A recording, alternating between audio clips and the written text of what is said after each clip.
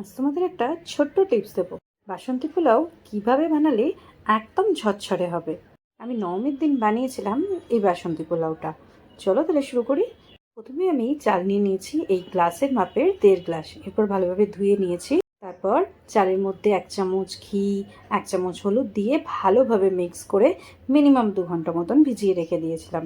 পর কড়াইতে 2 চামচ সাদা তেল গরম করে তাতে 1 চামচ ঘি দিয়ে কাজু কিশমিশ দিয়ে ভেজে তুলে রেখে নিচ্ছি। পর এতে গোটা গরম মশলা ও তেজপাতা দিয়ে তাতে কড়াইশুঁটি দিয়েছি, যেটা অপশনাল, আমার কাছে ছিল তাই দিয়েছি। 2 মিনিট ভেজে নিয়ে তাতে ভিজিয়ে রাখা চালগুলো দিয়ে স্বাদ অনুযায়ী নুন ও 1 চামচ আদা বাটা দিয়ে আবারও 5 মিনিট ভেজে নিয়ে জল দিয়ে দিয়েছি। 1.5 গ্লাস চালের জন্য 2.5 গ্লাস জল। মিনিট পর ঢাকনা খুলে তাতে ভেজে রাখা কাজু কিশমিশ, হাফ বাটি চিনি ও 1 চামচ ঘি দিয়ে ভালোভাবে মিশিয়ে নিয়ে আরও 5-7 মিনিট দমে রেখে দিয়েছি। এই যে আমি 1.5 গ্লাস চালের জন্য 2.5 গ্লাস জল দিয়েছি, হাফ বাটি চিনি ও ঘি দিয়েছি। এটাই হলো আসল টিপস। চিনি আর জলের ব্যালেন্সটা ঠিকঠাক থাকলে পারেই পোলাও একদম ঝরঝরে হয়।